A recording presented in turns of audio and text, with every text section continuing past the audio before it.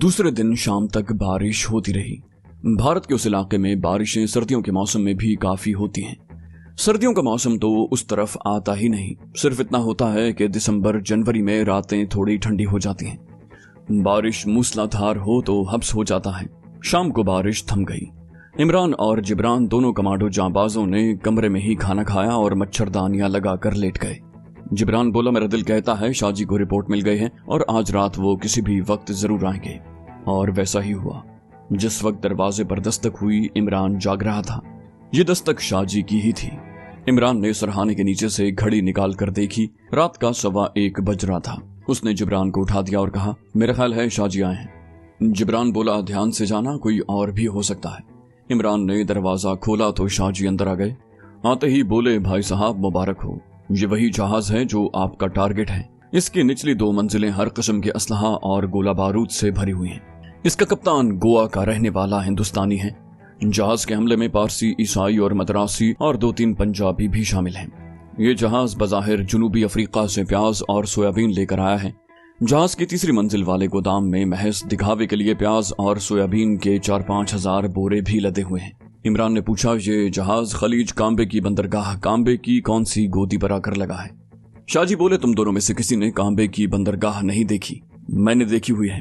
ये बंदरगाह जहां पर वाक़े है वहां आकर खलीज कांबे का समंदर खत्म हो जाता है। कांबे बंदरगाह की 3 गोदियां हैं। चूंकि यहाँ ज्यादातर मालबरदार जहाज आकर लगते हैं, इसलिए यहाँ 3 अलग अलग गोदियां बनाई गई हैं। इस मकसद के लिए 2 जगहों से समंदर का पानी नहर की शक्ल में काटकर अंदर तक ले जाया गया है। ये जहाज, जिसका नाम शिवा है, ये बंदरगाह की तीसरी और आखिरी गोदी पर लगाया गया है। वहां समंदर एक बड़े और गहरे पानी वाली नहर की शक्ल में जाता है। उस गोदी के 3 तरफ खुश्की है, सिर्फ एक तरफ समंदर की नहर या खाड़ी है। खुश्की पर जो गोदाम बने हुए हैं, उनकी छतों पर नेवी और आर्मी की फौज मशीन गन्नों पर मोर्चे बनाकर बैठ गई है।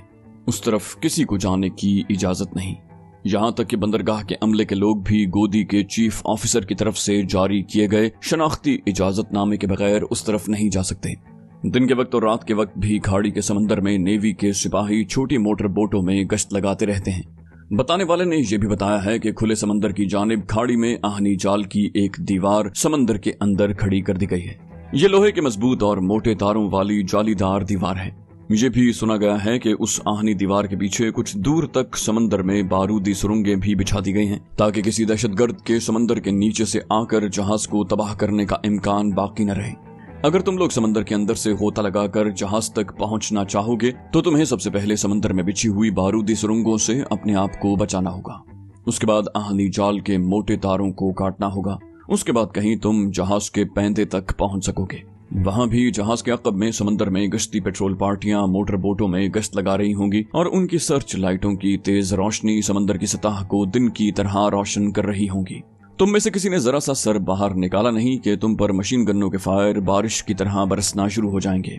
जिब्रान ने पूछा, अगर हम समंदर के नीचे से न जाएं तो समंदर पर ऊपर से यानी बाहर से पहुंचने के क्या इम्कानात हैं? शाहजी ने फौरन उसके सवाल का जवाब न दिया। कुछ देर गौर करते रहे, फिर बोले, इस काम में समंदर के नीचे से भी ज्यादा खतरा है, लेकिन इसके लिए बहुत ज्यादा और बड़ी एहतियात के साथ हालात को देखकर मंसूबाबंदी करनी पड़ेगी। ये बात जाहिर है कि जहाज के ऊपर सिवाय अमले के आदमियों के और किसी को जाने की इजाजत नहीं होगी। तुम लोग बिल्कुल अजनबी हो। तुम जहाज पर कैसे जा सकोगे? कौन सा भेष बदल कर जाओगे? ये बात गौरतलब है। इमरान इस दौरान ऐसा लगता था कि कहीं किसी सोच में गुम है। उसने सर उठाकर शाहजी की तरफ देखा और बोला, मेरे ख्याल में हमारा जहाज के अंदर ऊपर से जाना ही ठीक रहेगा। इसमें सिर्फ एक कमजोरी है कि हम कहीं पहचाने न जाएं। इसके वास्ते हमें वहां के हालात का जायजा लेने के बाद सोचना होगा कि हम कौन सा भेष बदल कर जहाज में दाखिल हों। ये कोई ऐसा भेष और ऐसा हुलिया होना चाहिए कि किसी को हम पर शक न पड़े। इस सिलसिले में शाहजी, आप ही हमें जहाज के हालात का जायजा लेकर बता सकते हैं कि हमें किस भेष में जहाज पर जाना चाहिए। शाहजी बोले, इसके लिए मुझे थोड़ा वक्त चाहिए, लेकिन वक्त हमारे पास ज्यादा नहीं। जहाज पर से गोला बारूद किसी भी वक्त रात की तारीकी में उतारना शुरू हो सकता है। ये एमुनिशन फौजी ट्रकों में कैनवॉय की सूरत में अहमदाबाद और वहां से आगे जम्मू तक ले जाया जाएगा। अगर तुम लोग ये सोचते हो कि तुम जहाज की बजाय कैनवॉय को तबाह करके एमुनिशन उड़ा दोगे तो तुम ज्यादा से ज्यादा एक फौजी ट्रक या 3-4 फौजी ट्रकों का एमुनिशन उड़ा सकोगे। और ये गोला बारूद और असलहा सिर्फ एक कैनवॉय में नहीं बल्कि 10-12 कैनवायों में वक्फे वक्फे से ले जाया जाएगा। तुम किस किस ट्रक को तबाह करोगे? तुम्हारे सामने सिर्फ 2 ही रास्ते हैं, या तो समंदर की तह में गोता लगाकर समंदर के अंदर ही अंदर बारूदी सुरंगों से अपने आप को बचाते फौलादी जाल के तारों को काटकर जहाज के पैंदे तक पहुंचकर वहां बम लगा दो, और जहां जहाज के ऊपर किसी तरीके से दाखिल होकर जहाज की दूसरी और तीसरी मंजिल तक पहुंचो जहां असलहा और गोला बारूद भरा हुआ है, और वहां टाइम बम लगाकर वापस निकल आओ। मगर ये इतना आसान काम नहीं। फुनेर सांप के मुंह से मन का निकालना ज्यादा आसान है, मगर उस जहाज के अंदर जाकर टाइम बम लगाना बहुत मुश्किल काम है। वहां तो कदम कदम पर फौजी पहरा लगा होगा। उसके अलावा इंटेलिजेंस वालों की तेज निगाहें भी तुम्हारा पीछा कर रही होंगी। तुम किस किस से दामन बचाओगे? जिब्रान ने कहा, शाहजी, मेरा ख्याल है हमें सबसे पहले तो ये मालूम करना होगा कि जहाज से एमुनिशन किस दिन से उतारना शुरू हो जाएगा।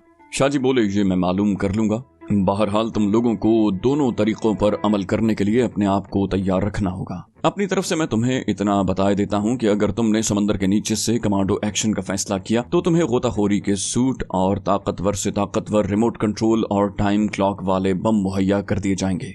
इस तरफ से तुम बेफिक्र हो जाना। मैं हालात का पूरा जायजा लेने और पूरी मालूमात हासिल करने के बाद ही आऊंगा। हो सकता है मुझे 1-2 दिन लग जाएं। तुम यहीं रहना, बाहर किसी तरफ को मत जाना। तुम खलीज काम्बे की बंदरगाह वाले साहिल से ज्यादा दूर नहीं हो, और ये सारा इलाका इंटेलिजेंस वालों की जद में है। शाहजी चले गए।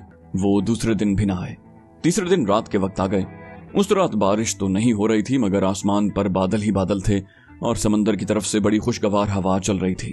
हम शाहजी के पास बैठ गए और बड़े तजस्सुस के साथ इंतजार करने लगे कि वो क्या कहते हैं। शाहजी ने पहली बात ये कही, पहले तो ये सुन लो कि जहाज पर से गोला बारूद अभी नहीं उतारा जा रहा। इसकी वजह यह है कि इसके लिए यहाँ इतने फौजी ट्रक फारिग नहीं हैं। अंबाला छावनी से 50-60 ट्रकों का कैनवॉय चल पड़ा है। उसे 1-2 दिन यहाँ पहुंचते पहुंचते लग जाएंगे। उसके बाद 60 खाली ट्रकों का एक कैनवॉय मीरठ छावनी से चलकर यहाँ पहुंचेगा। उसे भी 2-3 दिन लग जाएंगे। उसके बाद इंडियन नेवी और आर्मी ऑर्डिनेंस के चीफ एग्जीक्यूटिव ऑफिसर्स आकर रात के वक्त एमुनिशन की चेकिंग करेंगे। ये ऑफिसर्स बंबई और हैदराबाद की आर्मी छावनी से आएंगे। इस तरह से कम 7-8 दिन लग जाएंगे। उसके बाद जहाज से एमुनिशन उतारा जाना और फौजी ट्रकों पर लोड करना शुरू हो जाएगा। ये काम भी बड़ी एहतियात के साथ रात के वक्त होता रहेगा। इमरान ने सवाल किया, शाहजी, समंदर के अंदर से गोता लगाकर जाने का मामला तो बिल्कुल वाजे होकर हमारे सामने आ चुका है। इस सेक्शन में जो खतरात हैं वो भी हमें मालूम हो चुके हैं। आप ये फरमाएं कि जहाज के ऊपर से उसके अंदर जाने के क्या इम्कानात हैं। शाहजी कहने लगे, मैं यही बताने आया हूँ। बात यह है कि जहाज के अमले को जहाज के कप्तान के अलावा मल्लाह तक जानते हैं और उनकी शक्ल सूरत से वाकिफ हैं। उनमें से किसी को अगवा करके यरगमाल बना के तुम में से कोई उसका हुलिया बनाकर भी जहाज पर नहीं जा सकता। ये खुद अपने आप को गिरफ्तारी के लिए पेश करने वाली बात होगी। दोनों सोच में पड़ गए। दोनों कमांडोज खामोश थे। शाहजी भी कुछ सोच रहे थे। कहने लगे, मुझे कल के दिन की मोहलत दे दो। मैं जहाज के अमले के बारे में एक बार फिर पूरी रिपोर्ट मंगवाता हूँ। मुझे यकीन है कोई ना कोई रास्ता जरूर निकल आएगा। समंदर के नीचे गोता लगाकर जहाज तक पहुंचना मेरे ख्याल में मुनासिब नहीं रहेगा। हमारे पास जो ऑक्सीजन मास्क हैं उनका पानी में डूबने के बाद दौरानिया इतना ज्यादा नहीं है कि तुम लोग समंदर के अंदर ही अंदर तकरीबन 1 किलोमीटर का फासला भी तय करो और फौलादी जाली भी काटो। तुम्हें लामहाला 6-7 मिनट के बाद समंदर की सतह पर आना पड़ेगा। वहां सर्च लाइट की रोशनियां होंगी और तुम पकड़े जाओगे। इस तरीक़ेकार को भूल जाओ। मैं चाहता हूं कि कोई ऐसा रास्ता निकल आए कि तुम जहाज के अर्शे पर से दाखिल होकर अपना मिशन पूरा कर सको। बहरहाल कल इसी सिलसिले में फाइनल बात हो जाएगी। शाहजी के जाने के बाद जिब्रान और इमरान भी गौर फिक्र करते रहे। जहाज के ऊपर से जहाज में दाखिल होना और फिर सारे अमले और सिक्योरिटी स्टाफ की मौजूदगी में जहाज की निचली मंजिल में जाकर बम लगाना इतनी आसान बात नहीं थी। वक्त भी कम था। 2-3 रोज के अंदर अंदर अंबाला छावनी और मीरठ छावनी से चले हुए फौजी ट्रकों का पहला कैनवॉय पहुंचने वाला था और उस वक्त असलहा और गोला बारूद जहाज से निकलना शुरू हो जाएगा। वक्त गुजरता जा रहा था और अभी तक वो किसी फैसले पर नहीं पहुंचे थे। दूसरे दिन शाम होते ही शाहजी उर्फ चंद्रकांत आ गए। उनका चेहरा बता रहा था कि कुछ उम्मीद पैदा हो गई है। कहने लगे, कुदरत ने एक सबब बना दिया है। आज ही दोपहर को अंबाले छावनी के कमांडिंग ऑफिसर का एक टेलेक्स जहाज के कप्तान को मिला है कि तोपखाने रेजिमेंट के 2 अफसर कर्नल M.K. त्रिपाठी और कैप्टन देवेंद्र सेठी एमुनिशन की चेकिंग के लिए आ रहे हैं। उन्हें हर तरह की सहूलत मिलनी चाहिए। जिब्रान और इमरान ने तजस्सुस आमेज नजरों से एक दूसरे की तरफ देखा। इमरान ने शाहजी से पूछा, इससे हमारे मिशन का क्या ताल्लुक है? शाहजी बोले, ताल्लुक है और बड़ा गहरा ताल्लुक है, इसलिए मैं शाम का अंधेरा होते ही तुम्हारे पास आ गया हूँ। Colonel M.K. त्रिपाठी और कैप्टन देवेंद्र सेठी को पहुंचते पहुंचते 2 रोज लग जाएंगे। उससे पहले यानी कल ही तुम दोनों कर्नल M.K. त्रिपाठी और कैप्टन देवेंद्र सेठी बनकर एमुनिशन की चेकिंग करने जहाज पर पहुंच जाओ तो कैसा रहेगा? जिब्रान और इमरान जैसे चौंक से गए। ये मंसूबा ऐसा था कि अगर वो भरपूर एतमाद से काम लें तो सिर्फ 1 घंटे में वो अपने मिशन को कामयाबी से मुकम्मल कर सकते थे। इमरान बोला, हम इसी मंसूबे पर अमल करेंगे। शाहजी ने कहा, यह मौका कुदरत की तरफ से तुम्हें मुहैया हुआ है, उससे तुम पूरा फायदा उठा सकते हो। किसी लंबी चौड़ी मंसूबाबंदी की जरूरत नहीं है। कर्नल और कैप्टन की फौजी वर्दियां तुम्हें मिल जाएंगी। ये कोई जंगी जहाज नहीं है कि तुम्हें ID कार्ड दिखाने की जरूरत पेश आए। सिविलियन जहाज है, सिविलियन ही जहाज का कैप्टन है। बस सिर्फ भरपूर एतमाद की जरूरत होगी। फौजी अंदाज में चलते हुए जहाज पर चढ़ जाओ और पूरे एतमाद और रोब के साथ कैप्टन से अपना तारुफ करवाओ और कहो कि तुम अंबाला छावनी से आए हो और इसी वक्त एमुनिशन की चेकिंग करनी है। जहाज के कप्तान को तुम्हारी आमद का पैगाम मिल चुका है, उसे कोई एतराज नहीं होगा। एक बात का ख्याल रखना, गुफ्तगू अंग्रेजी में करना और बड़े अक्खड़ तरीके से आवाज में रोब पैदा करके बोलना। मैं समझता हूं कि तुम 1 घंटे में अपना मिशन कामयाबी से मुकम्मल कर लोगे। क्या ख्याल है? इमरान बोला, बड़ा अच्छा ख्याल है, हम इस सुनहरी मौके से पूरा फायदा उठाने की कोशिश करेंगे। जिब्रान ने कहा, फौजी वर्दियां तो हमें मिल जाएंगी, लेकिन असल शय यानी रिमोट कंट्रोल या टाइम क्लॉक वाले छोटे से छोटे साइज का मैग्नेटिक टाइम बम कहां से और कब मिलेगा? शाहजी बोले, वो भी तुम्हें आज रात के 3 बजे तक मिल जाएगा। मैं अब जा रहा हूँ, इस वक्त शाम के 7:15 बजे हैं। मैं रात के 3 बजे तक आऊंगा और तुम्हारे काम आने वाली हर शय लेता आऊंगा। तुम ज़हनी तौर पर अपने आप को तैयार रखना। शाहजी फौरन उठकर चले गए। अचानक एक मंसूबा इमरान और जिब्रान के सामने आ गया था, लेकिन वो 1 सेकंड के लिए भी न तो परेशान हुए थे और न उन पर हैजानी कैफियत तारी हुई। अंग्रेजी बोलना और समझना उनके लिए कोई मुश्किल नहीं था। उन्हें तरबियत के दौरान भारत की जबान हिंदी और अंग्रेजी अच्छी तरह से पढ़ाई गई थी। वो बड़ी रवानी से अंग्रेजी और हिंदी बोल सकते थे और लिख भी सकते थे। उनमें एतमाद भी बहुत था। सिर्फ एक खतरा दोनों को महसूस हो रहा था कि जहाज में एमुनिशन के मुआयने के दौरान कहीं असली हिंदू कर्नल और कैप्टन वहां वारिद न हो जाएं। इमरान ने इस खदशे का इजहार किया तो जिब्रान बोला, इतना खतरा तो हमें मोल लेना ही पड़ेगा। अगर असली कर्नल और कैप्टन आ भी गए तो हम सारा असलहा वहीं फूंक डालेंगे। अगर जहाज के एमुनिशन के धमाके से हमारे जिस्मों के टुकड़े भी साथ ही उड़ जाते हैं तो उड़ जाएं। हम तो अपनी जिंदगियां पहले ही अपने वतन पाकिस्तान की हुर्मत और वकार के नाम कर चुके हैं। इमरान ने कहा, मेरा ख्याल है शाहजी इंतहाई ताकतवर रिमोट बम का भी इंतजाम कर देंगे। जिब्रान बोला, भाई वो अरसा 25 बरस से यहाँ रहकर वतन पाक के लिए काम कर रहे हैं। उन्होंने यहाँ के पाकिस्तान और इस्लाम दोस्त मुसलमानों से मिलकर अपना एक खास हल्का असर बनाया हुआ है। मुझे यकीन है कि उनकी मदद से सारा बंदोबस्त हो जाएगा। दोनों काफी देर तक बातें करते रहे। उसके बाद घड़ी को अलार्म लगाकर सो गए। रात के ठीक 3:30 बजे टाइम पीस के अलार्म ने दोनों को जगा दिया। 2 मिनट के बाद बाहर जीप रुकने की आवाज आई। इमरान और जिब्रान जल्दी से मच्छरदानियों में से निकल आए। इमरान ने कहा, शाहजी ठीक वक्त पर आए हैं, मैं दरवाजा खोलता हूँ। उसने दरवाजा खोला तो शाहजी तेजी से कमरे में दाखिल हुए। उनके हाथ में एक बड़ा लिफाफा था। लिफाफा उन्होंने चारपाई पर रख दिया और बोले, जरा वर्दियां पहनकर ट्राई करो, मेरा ख्याल है तुम्हारे साइज की ही हैं। इमरान ने कर्नल और जिब्रान ने कैप्टन की वर्दी पहननी शुरू कर दी। इत्तेफाक से वर्दियां उनके जिस्मों पर बिल्कुल फिट थीं। शाहजी ने खड़े होकर उनका जायजा लिया और बोले, तुम्हारे ब्राउन शूज ठीक रहेंगे, इन्हें तब्दील करने की जरूरत नहीं है। हर वर्दी की जेब में एक नोटबुक और फौजी बॉल पॉइंट और बटवे में कुछ नकदी मौजूद है। उसके बाद शाहजी ने अपनी जेब से एक छोटा लिफाफा निकाल कर खोला और उसमें से स्टेनलेस स्टील की एक छोटी नलकी निकालकर इमरान को दी। इमरान ने कर्नल M.K. त्रिपाठी की वर्दी पहनी थी और जिब्रान ने कैप्टन देवेंद्र सेठी की वर्दी पहनी हुई थी। वर्दी के कांधों पर कर्नल और कैप्टन के निशान चमक रहे थे। शाहजी ने स्टील की नलकी की तरफ इशारा करके कहा, यह इंतहाई ताकतवर टाइम बम है। रिमोट कंट्रोल बम इस वक्त नहीं मिल सका। इसका दौरानिया बटन दबाने के बाद 25 मिनट का है। बटन दबाने के बाद तुम दोनों को जहाज से जितनी जल्दी हो सके और जितनी दूर हो सके निकल जाना होगा। जहाज से निकलने के बाद तुम मेरे दफ्तर की तरफ नहीं बल्कि उसी स्टोर की तरफ आओगे और पहला काम ये करोगे कि वर्दियां उतार कर अपने मामूल के कपड़े पहन लोगे और वर्दियां लिफाफे में डालकर लिफाफे को यहाँ से शुमाल की जानिब दलदल में दबा दोगे। अगर हालात खराब ना हुए तो तुम उसी कोठड़ी में छुपे रहोगे। अगर सूरत हाल खतरे वाली पैदा हो गई तो तुम यहाँ से मशरिक की तरफ जंगल में चले जाना और वहां किसी जगह छुपे रहना। मैं खुद किसी वक्त तुम्हारे पास पहुंच जाऊंगा। इस टाइम बम को अपनी जेब में बड़ी हिफाजत से रखना। अब मेरे साथ आ जाओ। बातें करते और इमरान और जिब्रान को जरूरी हिदायत देते हुए काफी वक्त गुजर गया था और दिन का उजाला फैलने लगा था। जिब्रान और इमरान दोनों इंडियन आर्मी के अफसरों की वर्दियों में मलबूस, हाथों में बेद लिए शाहजी की जीप में बैठ गए और जीप उस इलाके से निकलकर एक वीरान से रास्ते पर दौड़ने लगी। जैसे जैसे वो आगे बढ़ रहे थे, दिन की रोशनी ज्यादा होती जा रही थी। फिर सूरज तुलू हो गया। शाहजी उर्फ चंद्रकांत इंतहाई होशियारी के साथ दोनों को एक ऐसे मकाम की तरफ ले जा रहे थे जहां से वो पैदल भी कांबे की बंदरगाह पर पहुंच सकते थे। वो जीप को काफी तेज चला रहे थे।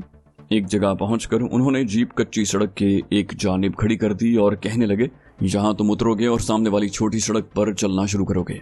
ये रास्ता शॉर्टकट भी है और बंदरगाह के सिक्योरिटी जोन में आता है।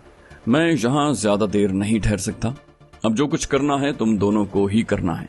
मैंने तुम्हें सब कुछ समझा दिया है। 150-200 कदम चलने के बाद तुम्हें अपनी दाएं जानिब बंदरगाह की गोदी का बड़ा गेट नजर आएगा। तुम उसी गेट में से गुजरकर गोदी तक पहुंचोगे, जहां तुम्हें सामने मर्चेंट नेवी का माल बरदार जहाज खड़ा नजर आएगा। यही वो जहाज है जिसको तुमने तबाह करना है। एक बात याद रखना, अगरचे तुम जैसे तरबियत याफ्ता मुहिब वतन कमांडोज को याद दहानी करवाने की जरूरत नहीं है, लेकिन फिर भी मैं तुम्हें कहना चाहूंगा कि अगर पांसा उल्टा पड़ गया और तुम पकड़े गए तो तुम्हारी जबान से मेरा या दिल्ली वाले अपने मुजाहिद हाजी साहब का नाम नहीं निकलना चाहिए। इमरान बोला, आप खातिर जमा रखें। हम मौत को हंसी खुशी सीने से लगा लेंगे, लेकिन हमारी जबान पर आपका या दिल्ली वाले हाजी साहब का नाम नहीं आएगा। शाहजी ने कहा, शाबाश। जाते ही अक्खड़ फौजी अफसरों की तरह रूबदार लहजे में अंग्रेजी बोलनी शुरू कर देना और उनके सिक्योरिटी के निजाम पर भी सख्त तनकीद करना, और जितनी जल्दी हो सके जहाज की निचली मंजिल में जाकर एमुनिशन का मुआयना शुरू कर देना और मौका निकालकर टाइम बम किसी मुनासिब जगह पर चिपका देना। खुदा हाफिज। शाहजी ने बड़ी तेजी से जीप को वापस मोड़ा और फुल रेस देकर जीप को उड़ाते हुए ले गए। सड़क पर जिब्रान और इमरान अकेले थे। इमरान ने कहा, कैप्टन सेठी। जिब्रान ने सल्यूट करते हुए कहा, यस कर्नल त्रिपाठी। इमरान ने गूंजदार आवाज में कहा, एडवांस। और दोनों फौजी वर्दियों में तेज तेज चल पड़े। जैसा कि शाहजी उर्फ चंद्रकांत ने कहा था, 150-200 कदम चलने के बाद दाएं जानिब उन्हें कांबे बंदरगाह का गेट दिखाई दिया। जैसे ही वो गेट की तरफ मुड़े, एक तरफ दरख्तों के पीछे से 2 सिविलियन लिबास वाले आदमी निकलकर सामने आ गए। ये दोनों इंटेलिजेंस के आदमी थे। दोनों फौजी अफसरों को देखकर उन्होंने हाथ उठाकर सिविलियन तरीके से सल्यूट किया। इमरान ने तेज आवाज में कहा, तुम सिविलियन इधर क्या करता फिरता है? तुम्हें मालूम नहीं ये सिक्योरिटी जोन है? दोनों में से एक इंटेलिजेंस वाले ने कहा, सर हमारा ताल्लुक इंटेलिजेंस से है। आपको देखकर सिर्फ अपनी ड्यूटी पूरी करने आए हैं। आप बेफिक्र रहें, इस तरफ कोई सिविलियन नहीं आ सकता। वो बोला, ठीक है, अपनी ड्यूटी पूरी तरह से करो। कम ऑन कैप्टन सेठी। और दोनों फौजी अंदाज में चलते हुए गेट की तरफ बढ़ने लगे।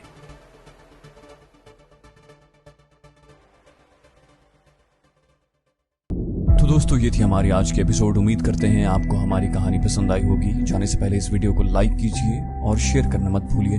कमेंट करके हमें बताइए कि आपको हमारी वीडियो कैसी लगी। और अगर अभी तक आपने इस चैनल को सब्सक्राइब नहीं किया तो इसे सब्सक्राइब कीजिए और बेल आइकन दबाकर ऑल नोटिफिकेशंस ऑन कर लीजिए।